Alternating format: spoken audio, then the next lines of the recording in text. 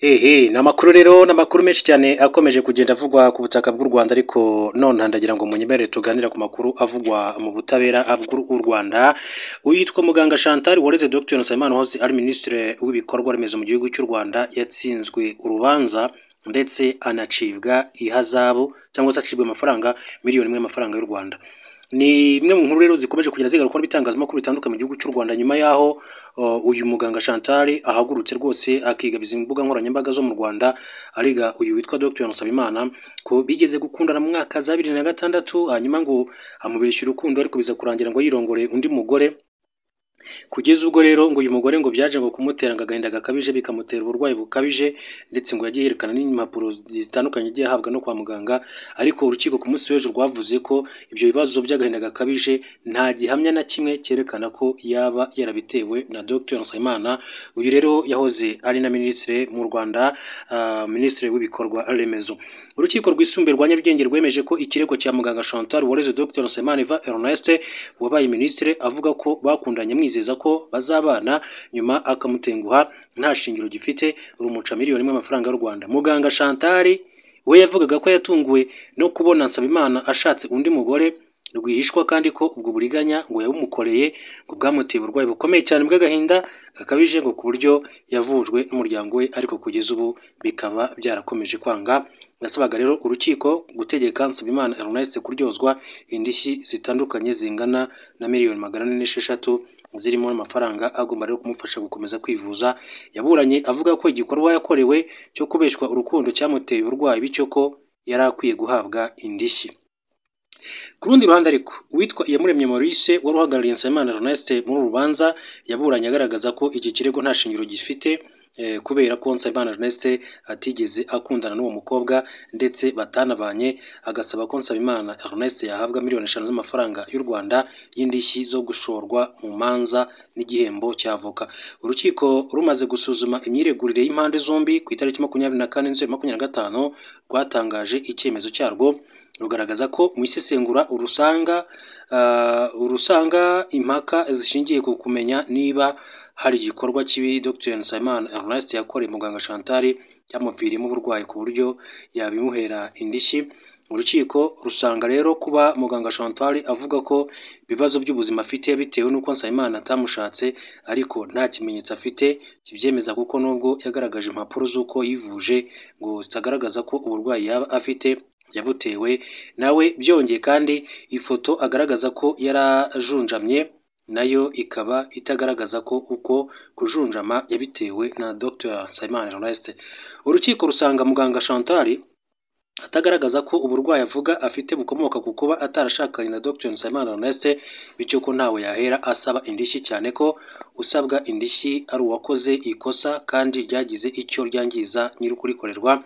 Urukiko rero rwagaragaje ko kugira ngo indishyi zitangwe umuburanyi uzisaba aba agomba kugaragaza ikosa ry'uwo azisaba, ingaruka zaryo kuzisaba, naho ibi byombi rero bihuriye rien de causalité kandi ibyo muganga Chantal akaba rero atarashoboye rero kubigaragaza. Urukiko kandi rusanga kuba muganga Chantal yarareze Nsabimana Ernest ikirego kidafite ishingiro agomba kuryozwa indishyi z'icyo gikorwa, akaba agomba rero guha Nsabimana Ernest 500 yo kuba yaramushoye mu rubanza ku maherere agenwe mu bushishozi bw'urukiko ndetse n'igihembo cy'avoka kingana n'500 yose hamwe akaba miliyoni imwe y'amafaranga y'u Rwanda. Rwemeje ko ikirego cyatanzwe na muganga Chantal nta shingiro gifite. Rwemeje ko ikirego cya Nsabimana Ernest kiregera kwiregura gifite ishingiro, rutegeka muganga Chantal guha Nsabimana Ernest miliyoni y'amafaranga y'u Rwanda akubiyemo ayo gushorwa mu rubanza n'igihembo cy'avoka. Urukiko kandi rwategetse ko ingwate y'amagarama yatanzwe hinjizwa iki kirego ihwana n'ibyakozwe muri uru rubanza nk'uko amakuru akomeza kugenda abivugwa. Ni ibyabereye rero hano mu gihugu cy'u Rwanda. Kaduce mu gihugu cya Uganda babwire ko umunyapolitiki utavuga rumwe n'ubutegetsi bwa Uganda Robert Kyagulanyi Ssentamu wamamaye nka Bobi Wine yasabye Perezida Yoweri Kaguta Museveni wa Uganda ko amatora agiye kuba rero muri iki gihugu yazabaho mu mahoro atarangwamo guhotera abaturage. Ibyo yabigarutseho ku 23/2025 nyuma yo gutanga kandidatire ye muri komisiyo y'igihugu y'amatora ya Uganda yo guhatana mu matora y'umukuru w'igihugu. Robert Kyagulanyi Ssentamu yatangiye yibutsa Perezida Museveni maze imyaka igera kuri 40 ku butegetsi ko mbere yuko ajyaho Uganda yabagaho kandi ko izakomeza kubaho nyuma yuko azava ku butegetsi. Yakomeje avuga igihe rero kigeze kugira ngo uyu muyobozi ave ku butegetsi mu mahoro kugira ngo azasigasire ibigwi bye yagezeho muri icyo gihe ndetse anemere impinduka ziri kugenda zibaho mu bijyanye na politiki muri icyo gihugu. Ati ntabwo rero ukwiriye kwangiza igihugu igihe uri mu bihe byo kuva ku butegetsi. Rero icyo nakubwira nuko warinda ibigwi wagezeho wowe n'abantu bawe mu gihe cy'imyaka 40 mwubaka Uganda, ukagerageza kandi kwemera impinduka muri demokarasi ziri kugenda zibaho muri iki gihugu. Yibukije Museveni ko ayo mahirwe yo kwemera impinduka muri politike agihari kandi ko akwiriye kuzabafasha gutuma habaho amatora anyuze mu mucyo kandi azira imirwano hagati y'abaturage ndetse n'inzego zishinzwe umutekano. Ati ayo mahirwe arahari kubera ko ntabwo turi abantu bakunda kwihorera kandi buriya turacyizerera mu mahoro, ubutabera ndetse n'ubwiyunge. Icyo twese dushaka amatora anyuze mu mucyo atarangwamo urugomo no guhotera abaturage ku basirikare ndetse n'abapolisi. Yakomeje agira ati urumva ko rero icyo tugusaba atari ibintu byinshi kandi bigoye. Icya mbere ni uko wareka aya matora akazaba amahoro aho kuba rero ibikorwa bya gisirikare. Robert Kyagulanyi Ssentamu azaba ahagarara ishyaka National Unity Platform muri aya matora NUP ry'umukuru w'igihugu. Kyagulanyi wamamaye cyane muri iki gihugu cya Uganda no mu karere ka Afurika y'Iburasirazuba. Amatora aheruka yabaye uwa kabiri nyuma ya Perezida Yoweri Kaguta Museveni wayegukanye. Amatora y'umukuru w'igihugu rero muri Uganda akaba ateganyijwe muri Mutarama mu kwezi kwa mbere umwaka utaha wa 2026.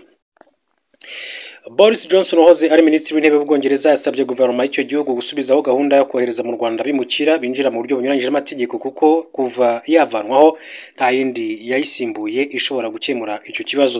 Igitekerezo cyo kohereza bimukira mu Rwanda cyatangiye ku butegetsi bwa Boris Johnson aho guverinoma ye yagiranye ibiganiro n'u Rwanda biza no kurangira impande zombi zigiranye amasezerano. Gusa guverinoma ya Sir Keir Starmer yahise isesa amasezerano itangaza ko izashaka ikindi gisubizo ku kibazo cy'abimukira kiri mu byahangayikishije Abongereza magingo ngaya. Sir Keir Starmer nta gisubizo gifatika yatanze kuko abimukira bakomeje kwinjira mu gihugu ku bwinshi, bibagendaho rero nabyo bikomeza kwiyongera. Nko mu mezi 9 ya mbere y'umwaka mu Bwongereza hinjiye abimukira barenga 30 mu buryo bunyuranyije n'amategeko. Boris Johnson yavuze ko guverinoma ikwiriye kwemera ko yananiwe igasubizaho gahunda yo kohereza abimukira mu Rwanda. Icyo dufite ubu nuko nta gisubizo gihari cyo kugabanya abimukira binjira mu Bwongereza mu buryo bunyuranyije n'amategeko. Yakomeje avuga ko bibabaje kuba ibindi bihugu biri kwigana iki gitekerezo cyazanywe n'Ubwongereza.